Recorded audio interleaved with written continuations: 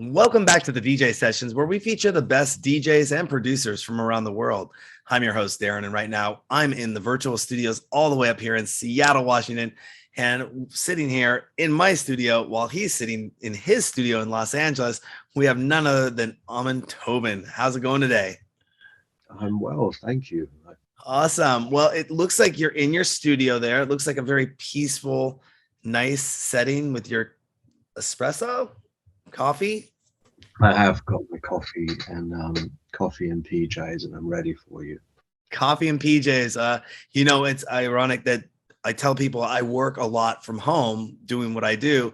So my outfit is probably 90% of my business attire is a t-shirt and sweatpants. you know, Yeah, I feel like I'm winning when I'm wearing pajamas somehow. I feel like I've done something right. yeah, I mean, it's just a comfortable lounge where I actually have specific sweatpants that I like to buy. I don't, the jogging sweatpants never work out for me. I have to have those big baggy, like lounge around the house, kind of cuddle in and watch a movie sweatpants, but I actually am doing a ton of work in them. I Um, just feel like I'm taking on the world on my own terms if I'm wearing pajamas, you know? I think pajamas should be normalized. I think they should be worn everywhere, workplace, comfort wear, get rid of the suit, ditch the khakis, and get ready to just lounge. Wow. So, so recently you released one of your latest albums, How Do You Live, in September 2021. What is that? You've actually had a wonderful journey. I was going over some of your stuff, looking through Wikipedia, just getting some information on you. And all leading up to How Do You Live, and we'll be talking about the No Mark Club and a little bit about that. But what track on that album really stands out to you, and why? Oh man, I don't know. They're all my children. These tracks, I love them all equally. So I don't have a specific tune. And they're not even tunes. They're just experiments and things that I've built over time, and I have a I have a strange relationship with the music I make because I kind of I feel like they're things that get sort of born out of trying to find out things I don't know. So I'm always in a place where I don't fully understand what's going on because I think that's a very creative place to be. And I try and maintain that as long as possible. And and so if I'm in a sort of uncomfortable place where I don't really have a very good handle on the process itself, I feel like I'm in a place of discovery, you know, which means I have to constantly try things that I haven't done and try and learn things that I don't know, and it's I guess that's what I like to do. And you mentioned that the tracks are like your children. And I quote you here saying, this is talking about No Mark. Is No Mark is me admitting I'm at least five people, maybe six. Each one has a different set of interests and objectives, but we all share the same tastes and now the same label. There are no side projects on No Mark. Everything continues to develop in parallel and everything has its own identity. But it also cross pollinates and one thing informs the other. It's like a house for multiple personalities where everyone has their own room, but we all eat breakfast together. That being said, the aliases you have, Two Fingers, Only Child Tyrant, Figueroa, Paperboy, Stone Giants, would those be kind of the parents? And like you said earlier, the music are your children? Well, we could stretch this analogy out far as you like. All I mean is that when you make something, it's like you make a little thing and then it goes and it exists and interacts with people outside of you. You know what I mean? Which I guess is kind of like kids, right? Like you make a thing and it goes out, has people have experiences with it, good or bad, hopefully mostly good, and then it exists in a room when you're not in the room. Absolutely. Kind of an analogy I heard is, in business, somebody said to me a long time ago, they wanted a business where it made them money when they were asleep. And your music has that effect when you're not producing it and it's out there in the ether, it's out there in the world. People are It's listening amazing. to it and interacting with it, and you can't control what happens when you release that upon the world, which is awesome. In some of those effects you're going to see maybe come back quickly. Something might happen 20 years later where somebody comes to you and says, I It's used to true. listen to that over and over and over again as a kid, and it's stuck in my head, and now my kids listen to it. It's amazing. It's true. It's an Which is amazing. awesome. And It you kind of gives you a real sense of purpose, when you do abs- stuff like. absolutely. And you're best known for your use of audio manipulation techniques, where you take a source material and you transform it to produce a new sound. What's the most trouble or the most dangerous situation you've ever placed yourself in to capture a sound to then later come back and use it and manipulate it and change it into your own? Oh, you make it sound so macho. I'm not risking my life out there to make sound if I can help it. It's more. All right, I did an album called Foley Room quite a few years ago, which was all about recording unusual material, which I then build into music. So it was Foley recording, it was field recording, and I did go to some sort of quite extraordinary lengths to find these sounds. I can't say I don't know if I was ever in any sort of physical danger. Hopefully I wasn't.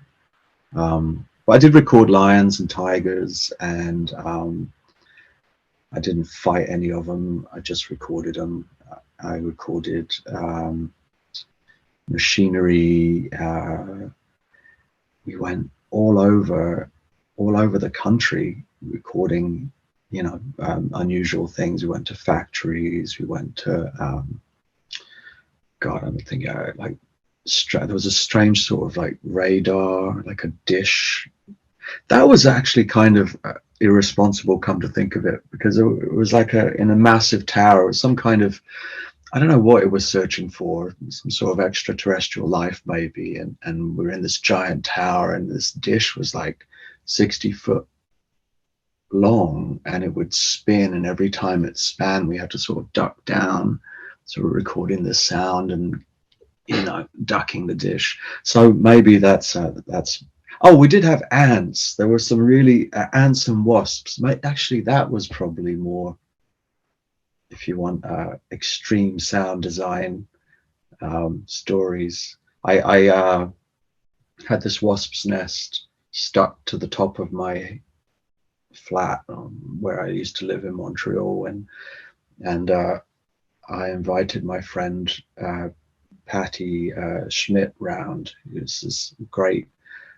She was working on the radio back then. Anyway, whatever. She came round, and I put a giant metal bowl over the wasp's nest and slid a 12-inch record behind and tried to sort of prise it away from the wall. And I could hear him getting really, really angry. So angry that the bowl got hot.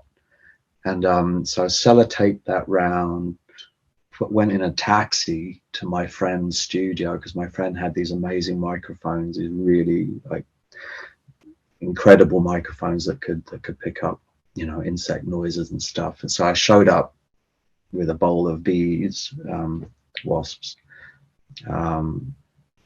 Yeah. So yeah, I don't know. I guess we did a lot of silly stuff like that. But come to think of it, now you ask, maybe that was probably the least careful thing I did.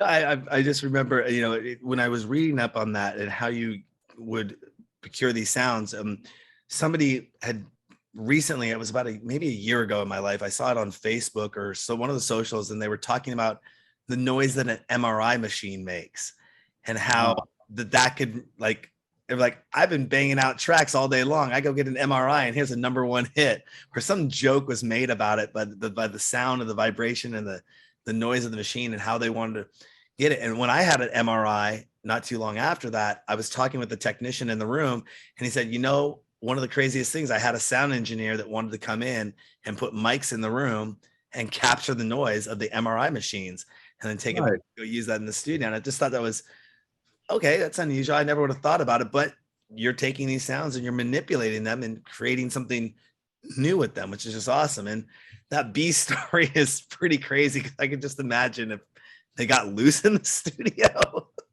Yeah, you know, I mean, really, you can make stuff with anything, right? You don't.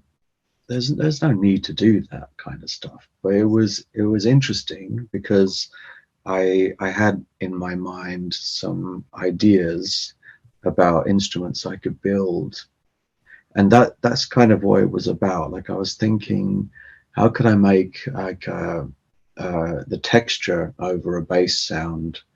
I was thinking specifically of a sort of I was thinking of like a baritone guitar, like a surf guitar sound. And I was thinking, well, if I could get the texture of the bees over a different sound that I recorded from somewhere else, and I could layer these things together, I could make a kind of a very interesting sound, guitar sound out of that. So I was kind of like reverse engineering what sounds might be constituted of, what the different components of an instrument might be, and then abstracting that and thinking, well, I could get that from here, I could get that from there, and make a sort of a strange imagined version of that instrument from these different components. You see, so it was kind of an experiment in thinking, what are instruments really made of? Can I substitute these materials for other materials and create a sort of, you know, an imagined version of them? So, you know, the point of it is your own, but I don't think you need to go to any great lengths. I mean, people make amazing music with samples from Splice or, you know, whatever, and there's nothing wrong with any of that. You know, I don't think you need to go to the end of the earth, but it's fun. I think at the bottom of it, I think that's important, is to enjoy yourself and try things you haven't tried before. Mhm. And you've worked on a number of projects, including scoring films. And, you know, you've referenced David Lynch and the Coen brothers, Dario Argento and Roman Polanski as some of your influencers that you like. If you could pick anyone to direct and score with that you haven't worked with, your dream of this is the person I want to work with, who would that be and why? Oh man, well, I would love to do something with Jodorowsky. He's still around, and I don't know. I think that would be incredible. Just because I'm such a fan and I have been for so long, and yeah, I guess he'd be my top pick. Awesome. And you've experimented in the past with mixing audio and video at the same time during some of your live performances. I was reading up and you had kind of this cube kind of video performance you would do. Is that correct? Mm-hmm. Is that still something that you do currently, or was that a project that is in the past and you've moved on, or are you still looking to experiment with mixing live video and audio at the same time? Well, that stage production was quite specific to a record I had that couldn't be performed live. So I had to sort of figure out how to represent that music in a live setting. And I've always been kind of resistant to an idea of a sort of a performer on a laptop. You know, I think, I mean, I came up with touring with scratch DJs, some of the best in the world, Kid Koala, and I did shows with Cuba, shows with uh, all kinds of, I mean, just amazing DJs. So I have a huge respect for DJs. But the thing about performing your own music is that if it's not dance music, which this album wasn't, you can't really DJ it. And if you don't have a band, you can't really perform it. So how do you get around that? And my solution was to sort of put myself in a construction that I could then video map, and that started a kind of it started quite a sort of arms race of production at that time, and it was great. I feel like it had a very big ripple effect, and a lot of people got a lot out of it. And I made some great friends along the way, and we had some incredible experiences. We played in the most amazing venues in the world, and it was really something. But I don't think you can just keep doing the same thing over and over again. And I could have done that. I could have put that show, you know, forever, or in Vegas, being like Elvis, playing there till I was 90. But I really think that I don't know. I'm just curious, and that means I have to try and find different things to do. So I'm exploring. You know, that's what I'm doing now. Have you done any exploring into the VR or AR realm yet? Well, the problem is the technology for what I'd like to do isn't quite there yet. So it's either cost prohibitive or technologically too too impractical at the moment. But I feel like we're getting there. So yeah, I mean, I don't think it's worth talking about things until you've figured them out properly. You know what I mean? Like when we did ISAM, which is the show you're talking about, I made sure I didn't really say anything about it until it was on the road, because a lot of people talk a lot of stuff, and it doesn't really happen.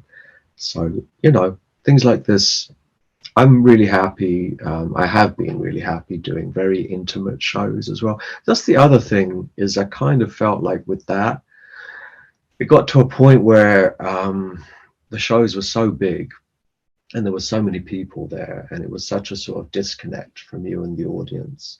I felt that there was a kind of it was starting to head in a direction I didn't particularly feel there was a lot of value in, you know, where shows are becoming kind of like fairground rides, you know. And a lot of the shows actually that came after that did kind of prove that point. I feel like the connection between the artist and the audience is sometimes sacrificed by a sort of barrier of technology, you know. And I think people ultimately do sort of want an authentic experience with somebody on stage. They want to feel a certain amount of human vulnerability that they can relate to, and something that's communicated directly. And as exciting as it can be to surround yourself with technology and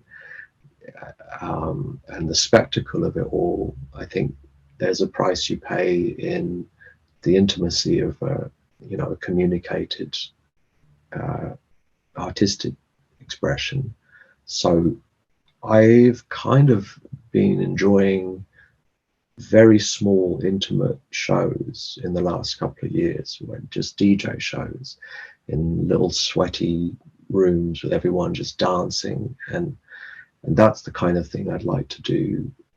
I don't know, in a live setting. If I could do a live show again, I'd like the idea of doing it on a very small, intimate scale.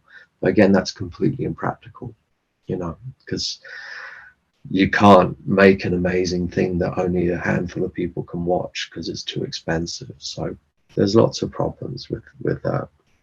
But what you said there about the intimate vibe really resonated with me, especially going back, you know, almost 30 years when I was first starting a nightclub, and the nightclub I would go to, you know, it maybe held 200, 250 people, but we were very close to the DJ. I mean, you could see, you couldn't read what was on the record they were playing, but you could see the vinyl, you could see everything crystal clear as day.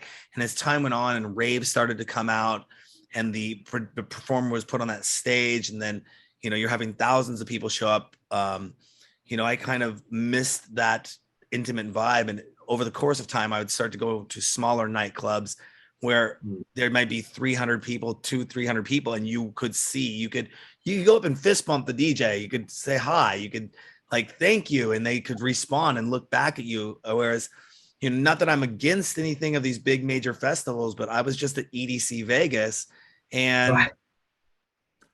they're that big. I mean, unless Yeah. they're on a big screen, even if I would have had the VIP experience, I still would have Sure. been so far away and feeling disconnected. Yes, I would have felt the music. I would have seen the presentation that was being done, which was beautiful. I hadn't been to anything that big before, but it takes me back to what you were saying. There was a club that I used to go to here in Seattle called the Sea Sound Lounge, and I think the place maybe was 135 people tops, but you would have some of the top artists come through, and their circuit tours were primarily based on that small intimate nightclub experience. So I can really relate with you on that of knowing what you're saying, but also understand your stage production can't fit in what you'd want to do to bring it into something like that. It's a real trade-off, and I think a lot of people can relate to that, audience and artists, because it is a trade-off. Because there's nothing. I mean, it is exciting to be in a giant space with thousands of people and a massive production. It's an exciting thing, but my most memorable shows have been much, much smaller. Shows that I've been to as well as shows that I've performed in. The Some of my favorite gigs in the last few years were where some guy came and played in people's living rooms. He was doing a tour of people's living rooms, and there's just something, yeah, something kind of, I don't know. It's a different thing. That's all. I'm not saying that one has to be the other. I feel like there's a certain level of sort of bloated stage production where you start to feel like, I don't know, man, what the fuck is this? Am I at a show, or am I in Disneyland, or what's going on here? Yeah, Uh, So absolutely. What would be considered your sweet spot for a show? Where that line goes, it's no longer intimate. I feel disconnect, or this is the amount of people I'd love to perform to know that I'm getting that level of connection that you desire. yeah, I mean, I've played everywhere from a couple of hundred people to 80,000 people, right? And everywhere in between. So for me, my ideal is when it's maybe I'd say 500 people at the most. If I can get between 300 and 500 people in a room, I feel, I don't know, like, and the stage is low. I'll often go in when I go and do a Two Fingers show, and there'll be a giant stage and a riser and all of that. And I'm always trying to get the stage production to put me on a low riser in front of the stage on the floor, so that that thing you were talking about can happen and people can be around you and you can be in the party. But that doesn't often go over well because they lose floor space and they can't sell as many tickets. And so there are practical things to think about. But yeah, I'd say that that would be my ideal. If I could get a really beautiful show to happen in a 500-600 person room, that would be perfect. We'll have to look into that later on. Mhm. We'd love to have you up in Seattle sometime. Now, sitting behind you, it looks like a very amazing piece of gear, something maybe out of the Apollo moon landing or something. I'm not technically savvy. You're in your studio. You know, I see pictures of you and socials. Share a lot of hardware photos, Right. but are you mix between hardware and software, and Mhm. which do you really prefer as technology has gotten smaller, cheaper, more compact? Are you finding yourself gravitating more towards the software computer and shying away from hardware, or do you still primarily stay hardware based? Um, I feel like there's merits to all of this stuff. I was very much just in software for a period of time. Um, really just DSP based stuff, which is incredibly powerful, sometimes convenient, but hardware is a bit of a different experience. It's a more sort of collaborative experience when you're making music, because a lot of the hardware that I choose to use isn't very well behaved, so it tends to suggest things to you gently that you may or may not appreciate at the time, and you sort of wrestle with it to get it to do what you want it to do. And again, I mean, it goes back to the wasps thing, or I really don't think the sort of most convenient route is necessarily the best route. I think that there's a rich experience in inconvenience, in sort of lumpy, unpredictable equipment, because there's life in those things. There's life in these things that you interact with, and I think that translates to the music to some level. But ultimately, even selfishly, it's just a richer experience to work with these things. You know. Yeah, I was reading up, like I said, some information on you, and it took me back to when my father first financed my brother's studio back in the mid '80s, and he lavished a lot of toys on them that they didn't know how to play with. And here I am, 8 years old, reading manuals on how to connect MIDI together and playing around, some Yamaha products and Chroma Polaris keyboards, all this stuff he had just put in this. Here's a studio. And my brothers are like, hit a key. They wouldn't know what to do. They kind of didn't really know how to read or write at the time. They were in their teens. And here I am, this 8-year-old kid reading the manuals and playing with, something you mentioned. You had a Armstrad Studio 100 4-track recorder. And that's right. My memory, we had the Tascam 4-track recorder at that time.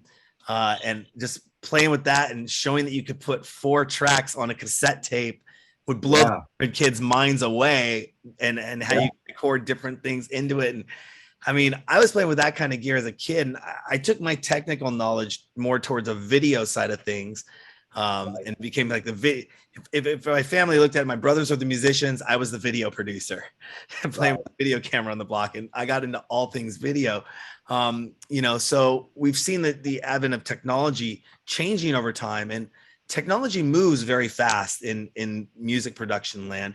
If you could think of something that's not on the market today, but in your vision would be really amazing to be created, what would that be? Well, I guess there are things that kind of get near it, and I think we'll get there eventually. But to sort of bypass the whole interface idea and have a direct representation of what you have in your mind, be able to sort of materialize. I mean, I think that it's the interesting thing about software, because software's job, I think, if it's doing it right, is to be as transparent as possible, so it doesn't get in the way of your ideas, to be as sort of functional and immediate as possible. Whereas hardware, I think, serves a different purpose. There's a, like we were just saying, there's a charm and an interactive experience you're having with hardware that is not transparent at all. And if it was, it would be boring, So I think if you're going to go the DSP route, the idea of total transparency is the end game. Being able to think of a sound and have it materialize, think of a musical phrase and sort of sculpt it without having to click around and menu dive and all that shit. So yeah, I don't know. We'll see. I mean, I don't think we're that far off. There are things that that get pretty close to that already. Um, yeah, Awesome. but to be honest, I don't know if I really would want that. Like I say, I like the inconvenience of things, and I like the limitations of things too. I'm a firm believer that creativity really is born out of limitations, and sometimes you have to sort of build them synthetically. You have to sort of, you know, invent limitations for yourself so that you can then creatively fight your way out of problems. And I think that's how interesting things tend to happen. So I don't know if it would necessarily be a useful thing to have that much direct uh, contact with your music. Totally understandable. And you know, we'll see how that pans out with the VR world experience and what people can create in there. I've heard of people creating interactive worlds where you are your character, but you're manipulating sound in a virtual Right. reality environment. It isn't necessarily your mind, but it is moving with what you're how you're performing and how that's going to come out and what that'll change. And as far as performance goes and VR performances in a setting like that, going to another level of technology as well. I was looking in, and this is one question I'm asking a lot of artists as of late because it's kind of a hot topic, is NFTs. And you Mm. recently partnered with Catalog to release the album How Do You Live as a standalone audio NFT. To, you know, what is your thought on the future of NFTs and what does that mean for the music industry as a whole? Um, I think it's very interesting because I mean it needs a bit of a shift in a way of thinking. Um, a lot of the debate, you know, around NFTs is about value, you know, um, and what value does a digital asset really have compared to a physical asset. But I think a lot of those discussions are kind of redundant when you really consider that most of the things that have value at the moment are digital already. And really, it's it's more about sort of the attributed value, you know, that people what people think is important to them. And um, I think that music's gone through a very rocky road over the last sort of decade, where we went from having music that we could sustain by selling it to music which by definition was free because of, you know, the internet, and and there were lots of great things that came out of that too. But it's possible that we're coming full circle in a sense to a stage where we can have maybe the best of both worlds, where we can have that access to all the things, but also have it become sustainable again too.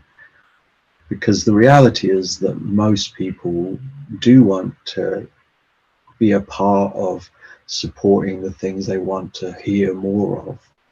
I don't really believe that everyone is just out for themselves and they're like, screw you, I'm going to take mine. And, you know, I think that people, given the option, would actually back the music that they love, you know, and they want to participate in seeing that thing grow and live. But they're not really given that option at the moment. They've got, you know, Spotify, and they've got places where basically artists are um, it's not sustainable for artists, right? So I don't know if NFTs are the answer or not, but I think they provide an interesting platform, really, for making things that people would actually want to have, whatever having means, right? They want that NFT maybe to put in their, I don't know, metaverse Web3 gallery, or maybe they want the bragging rights to have it on their social media. Who knows what the reason is? But I think it's worth exploring. You know. On that note, what we'll have to do is we'll have to catch up with you here. I know you have busy things to get to, and other things that I have got going on today. I really want to appreciate you and thank you for your time today of coming on the DJ sessions and letting us know about everything. That How You Live release. Go to the No Mark Club, get it, AmonTobin.com, check it out, and thank you so much again for coming on the DJ sessions. We really appreciate you being on the show. Thanks for having me. Take care. You as well. Don't forget, you can go to our website, thedjsessions.com. Find us on Facebook. Follow us on Twitter. Hashtag the DJ Sessions. TDJS if you're so bold. This is Darren and Amon Tobin. And that was Amon Tobin. On the DJ Sessions presents the virtual sessions. And we'll see you next time, because on the DJ Sessions, the music never stops.